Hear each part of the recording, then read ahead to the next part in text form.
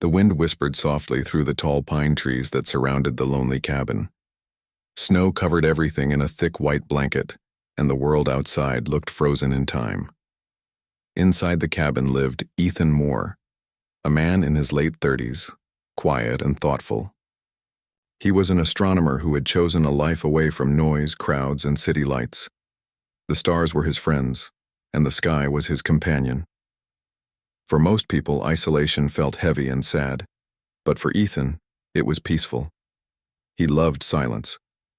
It helped him think clearly, and it allowed him to listen, to the stars, the wind, and sometimes to the quiet beat of his own heart. He often spent his nights on the small wooden deck, wrapped in a thick coat, eyes fixed on the sky through his telescope. Ethan had been working on a personal project for years. He wanted to record deep space signals, strange radio pulses and light flashes that came from faraway galaxies. He believed that somewhere out there, other forms of life might exist, sending out small messages, hoping someone would listen. While most scientists had stopped believing in such things, Ethan never gave up. One freezing night in December, the sky was unusually clear. The stars looked closer than ever, bright and sharp like diamonds. Ethan sat before his telescope, taking notes in his worn-out journal. Everything seemed normal until his equipment began to beep in an odd rhythm. It wasn't the usual random noise of space. The sound had a pattern, steady and repeating, like a heartbeat. He leaned closer, eyes wide. "That's not possible," he whispered. He checked the wires, the frequency, the signal input, everything was normal. Still, the pulse continued. Every few seconds, the monitor flashed a gentle light, almost like it was alive. Ethan adjusted the receiver and started recording the signal. As minutes passed, the pulse grew stronger. It wasn't just sound anymore. The lights in his cabin flickered slightly, as if reacting to the same rhythm. Ethan felt a strange warmth in the air. He rubbed his hands together, thinking it was just the heater, but the feeling grew deeper, like a calm wave washing through his body. He sat back and smiled nervously. "It's just data. Don't imagine things," he told himself. But deep inside, a spark of curiosity and fear lit up. The next morning, Ethan sent the signal recordings to a few scientific centers and universities. He attached a note explaining his findings, but days passed with no reply. He told himself that maybe they were busy, or maybe they didn't believe the data. But the signal continued to appear every night, same time, same rhythm. As the days grew colder, the snow outside thickened. The sky turned gray and sunlight rarely touched the mountains. Ethan's isolation became stronger.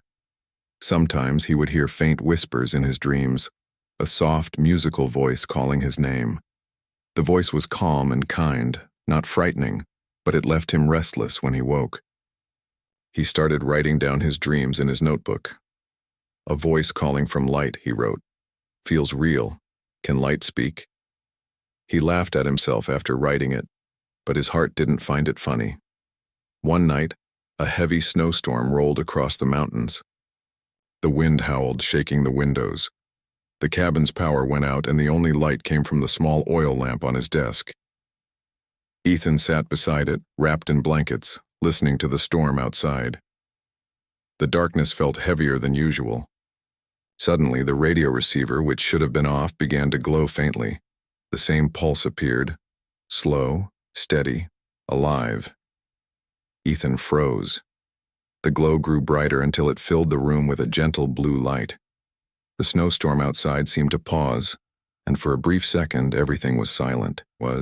Ethan stood up slowly and walked to the window. The forest outside shimmered faintly under the storm clouds. Then he saw it, a beam of light cutting through the snow, falling from the sky like a silver waterfall. It wasn't lightning. It was too smooth, too calm. The light pulsed in the same rhythm as his recorded signal. His breath caught. "It can't be," he whispered. The beam grew wider, reaching the ground near the edge of the forest. Snow melted in a circle where the light touched. It didn't look dangerous. It looked beautiful, almost welcoming. Ethan wanted to record it, but his camera wasn't working.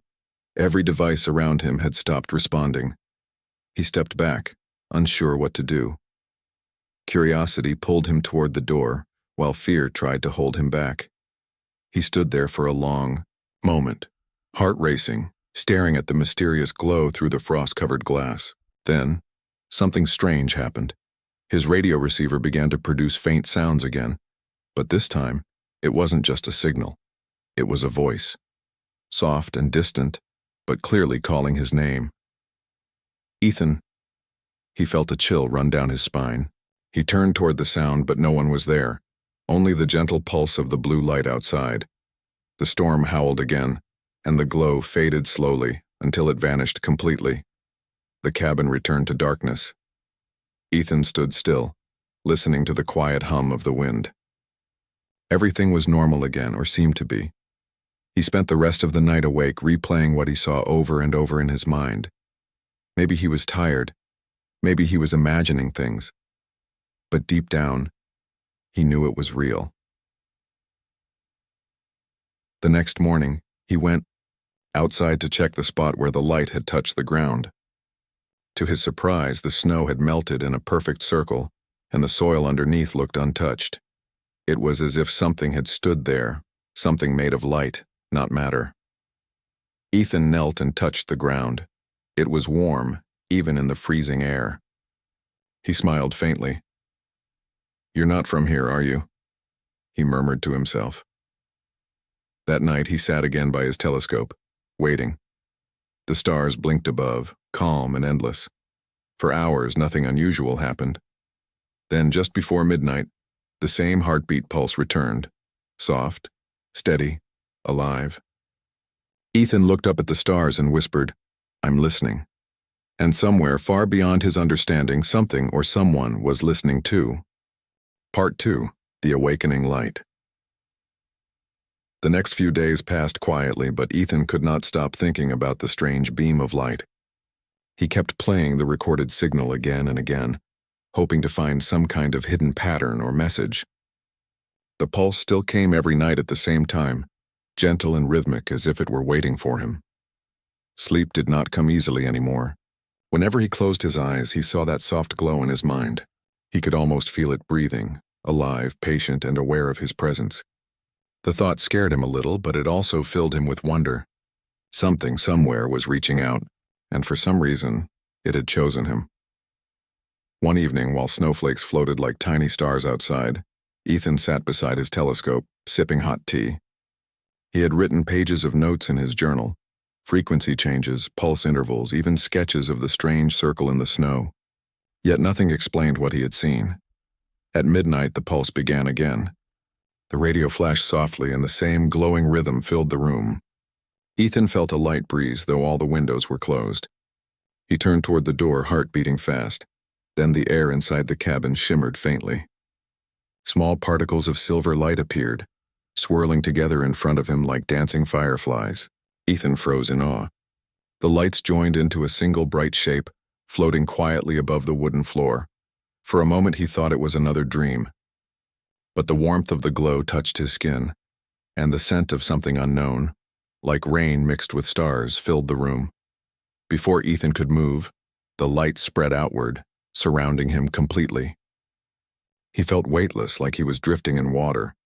The world around him dissolved into pure brightness. He didn't feel fear. Instead, a deep calm filled him. His heart slowed. He felt safe.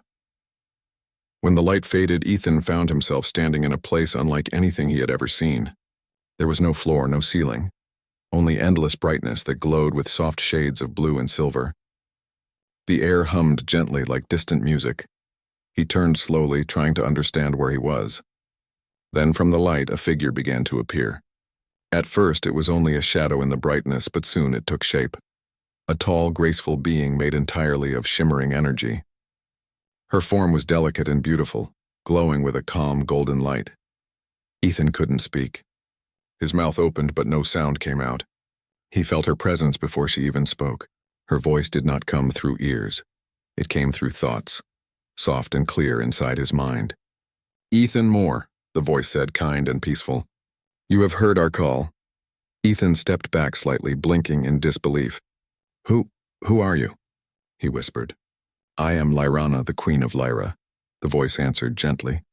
"I come from a world far beyond your stars. We have searched for a heart that listens, not for power, but for understanding. You have been listening, Ethan. You heard us when others did not. Ethan felt a wave of emotion rush through him. You mean the signal? The pulse? Yes, she replied.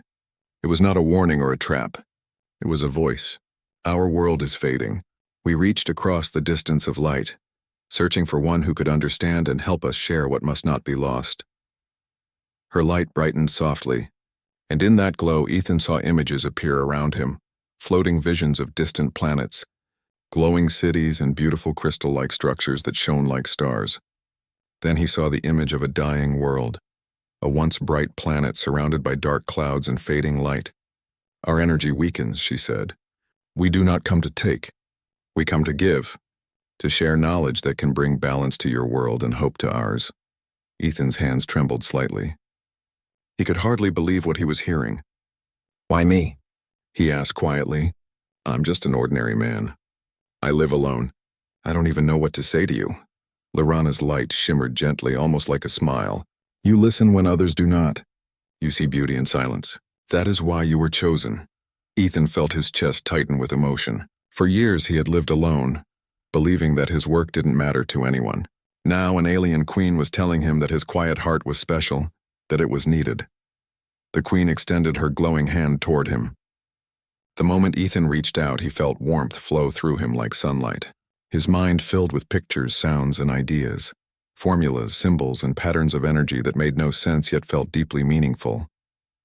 We share with you what you are ready to understand, the queen said softly. Do not fear. You are safe. Ethan closed his eyes. His thoughts floated freely, filled with colors and voices. He saw galaxies forming, stars being born, and the silent dance of planets in motion. He felt small, but also connected to everything. When he opened his eyes again, he realized that he could somehow breathe without air. Time had no meaning there. It could have been minutes or years. Finally, the queen's voice returned, calm and kind. You may return to your world now. But remember, Ethan, our message is not finished. You will hear us again. When you are ready, we will speak once more. Ethan wanted to ask more questions, so many questions, but the light around him began to fade. The brightness dimmed until everything turned white. Then he was back in his cabin. The oil lamp flickered softly on his desk. The storm had stopped.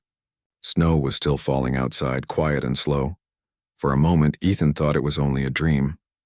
But his radio receiver still glowed faintly, and the room smelled faintly of that strange rain and star scent. His notebook lay open, and his pencil had moved by itself, scribbling symbols and shapes he didn't remember writing. He touched the pages, confused yet amazed. The symbols were smooth and curved like waves. He had no idea what they meant, but somehow he knew they were not random. He sat down slowly, still dazed. The warmth in his chest hadn't left. His heart felt light and peaceful. Outside, the world was silent again. Only the sound of falling snow filled the air. Ethan looked out the window, half expecting to see the beam of light again. But there was nothing, only a calm, endless sky. He whispered softly, Lyrana, Queen of Lyra. Was it real? The radio gave a soft pulse in reply, just one, gentle and steady. Ethan smiled faintly. Deep inside, he knew the truth. The queen was real. The light was real. And his life from that moment on would never be the same. That night, as he finally drifted into sleep, he heard the same voice in his dream, warm and comforting, whispering to him once more. Rest now, listener of the stars. Our story has only begun. And somewhere beyond the galaxies, a gentle pulse of light answered his dream, steady, patient, alive. When the morning light touched the snow-covered ground outside, Ethan was already awake. He hadn't really slept. His mind was still full of the shining visions from the night before, the Queen of Lyra, her gentle voice and the strange symbols that had appeared in his notebook. He sat by the window, staring at the pages again. The shapes looked almost alive, glowing faintly under the early light. He traced them with his finger, trying to understand. They felt familiar, though he didn't know why. Each curve, each mark seemed to hold meaning beyond words. For days he worked silently, studying the patterns, sketching new ones as they appeared in his dreams. He hardly ate or rested. Something inside him told him that these symbols were not just decoration. They were messages. One evening, as the sky turned dark and the stars began to shimmer, he heard the soft pulse again. His heart leapt. He looked up and the radio flashed the same calm rhythm as before. The room filled with a soft blue glow, warm and peaceful. Then he heard her voice again, inside his thoughts. "Ethan Moore," she said gently. "You have listened. Now you must learn to understand." Ethan took a deep breath. "Lyrana," he whispered, smiling softly. "I knew you would come back." The light brightened, and once again the cabin around him faded. He felt weightless as the world turned into shining air. When he opened his eyes, he was standing in the same bright place as before, endless and full of quiet energy. The Queen appeared before him, her light calm and welcoming. "Your world is beautiful," she said, "but it is filled with noise, too much fear, too much hurry. You, Ethan, have silence in your heart. That is why you can hear us." Ethan listened closely. "You said your world is fading," he said quietly. "Why, what is happening to it?" The Queen's light dimmed slightly, as if a shadow passed through her glow. "Our people once lived in harmony with the energy of the stars," she explained. "But we grew proud. We forgot to listen. The balance was lost. Now our world grows weak. Our light fades." Her words were full of sadness. Ethan felt her pain like a soft ache in his own chest. "We wish to share what we have learned," she continued. "But to give knowledge, we must first find trust. That is the test you must face." Ethan frowned slightly. "A test?" "Yes," the Queen said softly. "To share truth, we must know that your heart is steady, not guided by fear or selfishness. You must see yourself clearly before you can see the universe clearly." The air around them began to shimmer. The bright world faded into darkness. Ethan looked around, confused. He was standing in what looked like a mirror room, walls made of shining glass that reflected his image thousands of times. Each reflection showed him at a different time of his life, young, old, happy, lonely. He heard the Queen's voice again, echoing gently. "This is the chamber of reflection. Every memory you hold will appear here. Face them with honesty, and you will see what binds you and what frees you." Ethan felt a mix of curiosity and fear. Then one of the mirrors began to glow brighter. Inside it, he saw a younger version of himself sitting in a university office, surrounded by people. He looked proud and confident, presenting a research paper. But as he watched, the memory changed. His colleagues laughed at him. They didn't believe his theory about deep space communication. He remembered the shame, the embarrassment, the reason he left the city to live alone. Another mirror lit up. He saw himself years later, sitting in his cabin, ignoring phone calls from friends who tried to reach him. He had chosen silence, but now he realized it was also a way of escaping pain. He turned away, closing his eyes. "I was afraid," he whispered. The Queen's voice answered softly. "Yes. You feared rejection, not failure. You hid from the world thinking peace meant being alone. But true peace is not in hiding. It is in understanding." Ethan felt tears in his eyes, though he didn't feel sad. It was as if the mirrors were showing him truths he had avoided for too long. He looked at another reflection and saw his younger self standing under the stars for the first time. He remembered the wonder he felt, the dream that there might be other beings out there, gentle, wise, kind. That memory filled him with hope again. The Queen's light began to glow brighter. "You have faced your truth," she said. "Your heart is open again. You are ready." The mirrors dissolved into starlight, and Ethan felt the warmth of her energy return. Around him 1,000 stars appeared, floating in endless space. The Queen stood among them, glowing brighter than all. "Our worlds are connected through light," she said. "Every thought, every choice sends ripples across the universe. Your world forgets this. You must remember it and remind others." Ethan looked around at the glowing stars. "How can I remind them?" he asked quietly. "They won't believe me." "Do not force them to believe," she said gently. "Show them through your actions. Share what you have learned in ways they can understand. When you build, build with care. When you speak, speak with kindness. Let the light guide you." Her voice filled the space like a calm song. Ethan felt peaceful again, his heart steady. "You are chosen not to command," the Queen continued, "but to connect. You will carry our message through your work, your ideas, your silence." He nodded slowly. "I will try," he said sincerely. The Queen smiled, a soft ripple of light across her glowing form. "That is all we ask," she said. You have passed the test, Ethan Moore. You are a bridge between our worlds. The stars around them began to spin slowly, forming a path of light leading back toward the horizon. It is time to return, the Queen said. You will wake in your world once more. The knowledge within you will grow in time. Use it well. The light began to fade. Ethan felt himself falling gently, as if carried by a soft wind. When he opened his eyes, he was back in his cabin again. The lamp still burned and his radio receiver glowed faintly. Snow had stopped falling outside and the night sky was clear and peaceful. He looked down at his notebook. New symbols had appeared again. Lines, circles, and shapes that seemed to move when he stared too long. He touched the pages gently and smiled. He didn't understand everything yet, but he no longer needed to. For the first time in years, he felt a quiet kind of happiness. He wasn't alone anymore. Outside, the stars twinkled like tiny messengers. Ethan looked up through the window and whispered softly, "Thank you, Lorana." And far beyond the stars, a gentle pulse of light answered, slow, steady, alive. When Ethan woke the next morning, the world felt strangely new. The air in his cabin felt lighter, almost alive, as if the walls themselves were breathing softly. The snow outside sparkled under the pale sunlight, and everything looked sharper, brighter, and full of hidden meaning. He sat quietly at his desk, staring at his notebook. The strange symbols from the night before glowed faintly across the pages. Some looked like stars connected by invisible threads. Others were more like patterns of sound or waves. Ethan didn't fully understand what they meant, but he could feel their purpose. Every shape carried peace, balance, and life. He gently touched the pages. "It's real," he whispered. All of it. For a long time he simply sat there thinking. The Queen's voice still echoed softly in his mind. "Share what you have learned in ways they can understand. Let the light guide you." But how could he share something so extraordinary? Who would believe him? Later that day, Ethan decided to test a small idea that had formed in his thoughts. Using old solar panels, wires, and spare equipment, he began to build something new. A small energy converter based on the shapes and formulas that had appeared in his notebook. He didn't know exactly what he was making, but the instructions seemed to come naturally. Days turned into weeks. The mountain winter slowly began to fade and thin sunlight returned to the sky. Ethan worked with calm focus, guided by instinct and inspiration.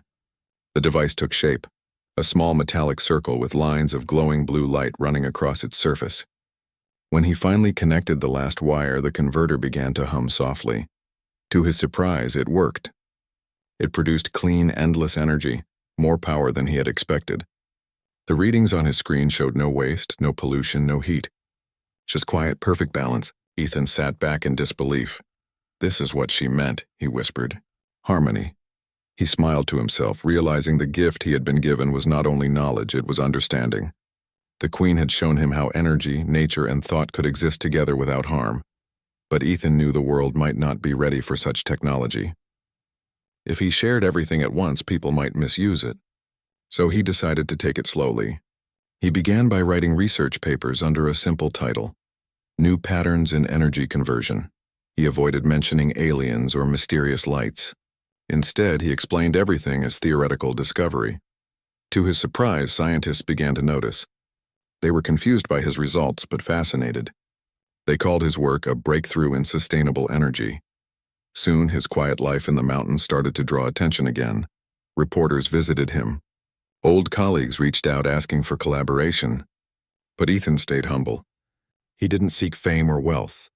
He simply said, "Ideas come when we listen closely." At night, when everyone else was asleep, he still looked up at the stars. Sometimes he thought he saw a faint shimmer in the sky, a familiar pulse, slow and soft, like a distant heartbeat. Each time it appeared, warmth filled his heart. He often spoke to the stars quietly, as if Lorana could still hear him. "Your message is safe," he would say. "I'm trying to share it the right way." One quiet evening, while sitting by the window, Ethan felt a gentle vibration in the air. The radio receiver blinked once, then again. He leaned forward. The signal returned, soft and peaceful. It wasn't a warning or a command. It was simply a message. "We see your light, Ethan Moore. You have begun well." Ethan smiled faintly. "Thank you," he whispered. "But there's still so much I don't understand." The signal pulsed again as if in agreement, then faded slowly away. The next morning, Ethan decided to visit a nearby town for the first time in years. The snow was melting and small streams ran along the mountain roads. People in the town still remembered him as the quiet astronomer who lived alone. They were surprised to see him again. He visited the small library where he had once studied as a young man. He donated copies of his research papers there, hoping that students and dreamers might find inspiration in them. He didn't sign them as Ethan Moore, the chosen one. He signed simply as Ethan Moore, listener of the stars. Weeks passed peacefully. Ethan began to rebuild a quiet connection with the world. He helped local engineers understand his new energy models. He taught children about the beauty of the night sky, and how listening to silence could sometimes reveal more than noise ever could. People found him strange but kind. One day, while giving a small talk at the town hall, a little girl raised her hand and asked, "Mr. Moore, do you think there really are other beings out there?" Ethan smiled warmly. "Yes," he said. "I think there are. Maybe not as we imagine them, but in the light, in the energy. In the stars, there's always something listening, just like we listen to the wind." The audience went quiet, moved by his words. After the meeting, he walked back home under a sky full of stars. The path was cold, but his heart was full. He had finally found balance between silence and sharing. That night, as he sat by his telescope again, the familiar hum returned. He looked up and saw faint lights dancing above the forest, soft, silver, and gentle. They didn't frighten him. They felt like an old friend visiting after a long journey. The lights pulsed in a rhythm he knew by heart. He watched silently, smiling. It wasn't a dream this time. It was a sign of trust, a reminder that he wasn't alone. He whispered, "I will keep my promise, Lorana. I'll protect your gift." Then, just as before, the light slowly faded, leaving behind only the peaceful glow of the stars. Ethan stayed awake until dawn, feeling a calm happiness that words couldn't describe. The world outside his window was quiet again, but it was no longer empty. Every sound, every light, every breath of air seemed alive with meaning. The next morning, he found himself sketching new designs in his notebook, devices that could clean water, recycle air, and create warmth from natural energy. Each idea flowed naturally, as if guided by invisible hands. He didn't question where the inspiration came from anymore. He simply followed it, trusting that he was still connected to something greater. As spring arrived, Ethan's work began to spread quietly around the world. Scientists started using his energy models to power hospitals, villages, and research centers. His inventions made life easier for many people, especially in remote places. But Ethan never took full credit. He always said, "These ideas belong to everyone. I just helped them take shape." And sometimes late at night, when he stepped outside to breathe the cool air and look up at the stars, he could still hear the gentle whisper of the Queen. "You are the bridge. Ethan Moore. Our light and your world's light are one." Ethan smiled softly at the sky, his heart full of peace. He finally understood what the Queen had meant. That true connection wasn't about words or power. It was about understanding, kindness, and the quiet courage to listen. As the moon rose above the snowy peaks, the cabin glowed softly in the night.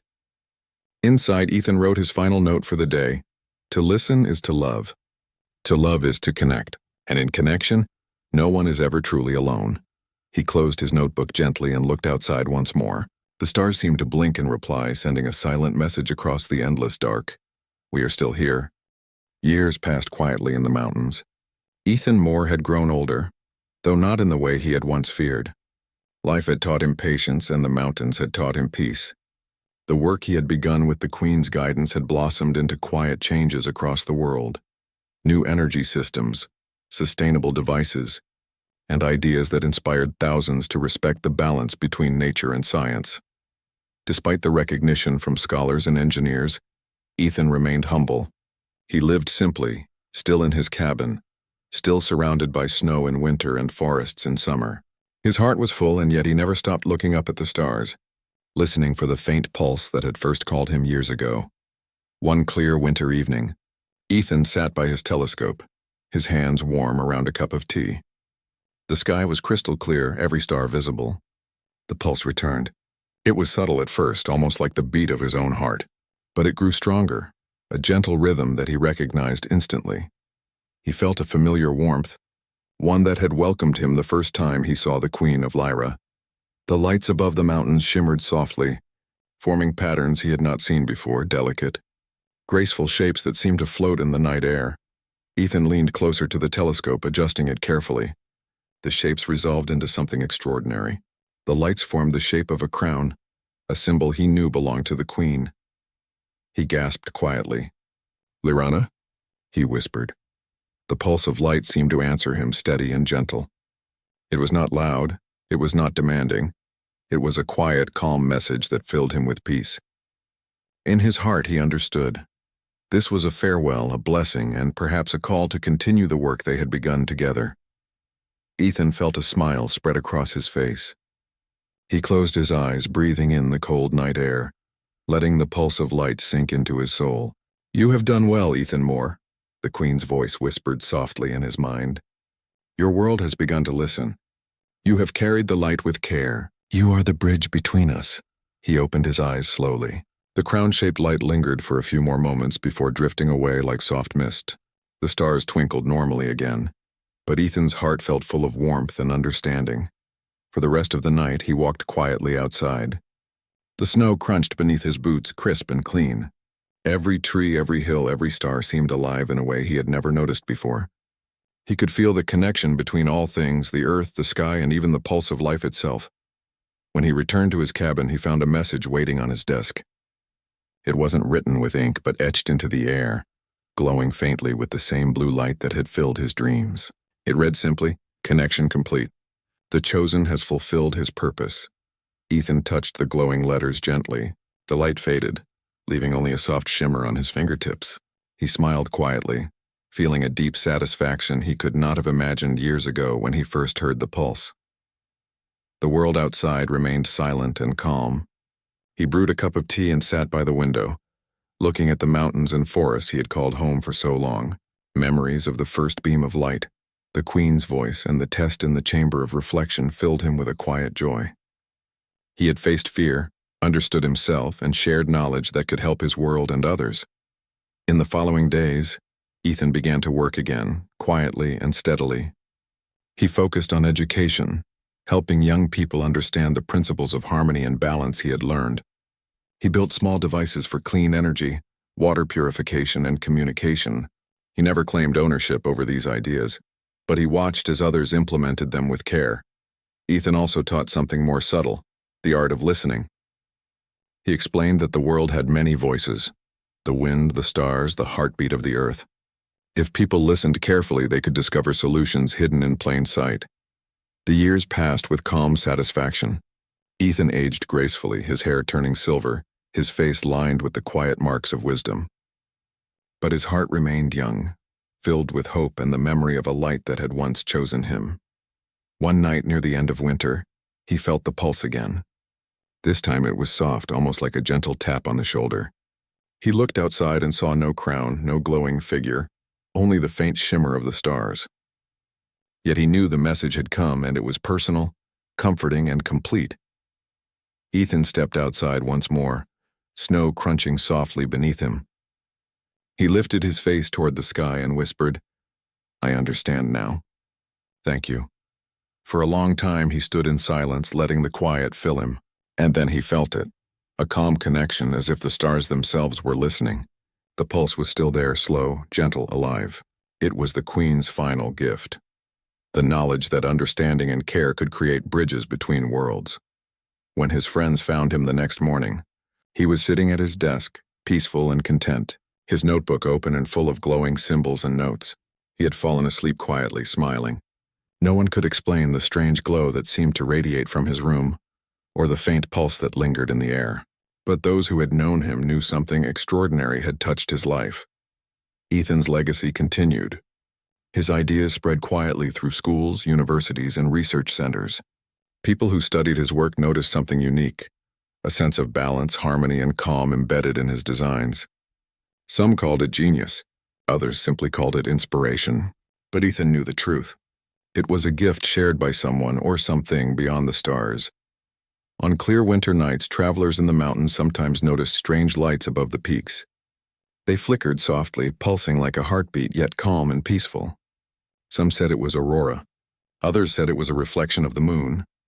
But those who understood quietly whispered, "It is the Chosen One's light still connected to the stars." Ethan's cabin remained quiet, filled with warmth and faint traces of starlight. He continued to write, build, and teach, always listening, always watching. Every action, small or large, carried the wisdom he had learned from the Queen of Lyra. And on the very last night, when the world outside was silent and calm, Ethan stepped outside once more. The stars sparkled brighter than ever. He looked up and felt the pulse, steady, soft, alive. He smiled, knowing that connection had been completed. "We are still here," he whispered to the stars. "And we always will be." The lights twinkled in reply, faint and gentle like a heartbeat across the universe. Ethan closed his eyes, feeling a calm joy that filled every part of him. He had lived fully, shared wisely, and understood deeply. The pulse continued quietly above the mountains, a reminder that curiosity, care, and listening could bridge worlds, both seen and unseen. And somewhere far beyond the stars, the Queen of Lyra smiled, knowing her message had reached home. The mountains were silent, the snow still, the stars endless, and in the quiet, Ethan slept peacefully, the Chosen One, forever connected to the light that had once called him.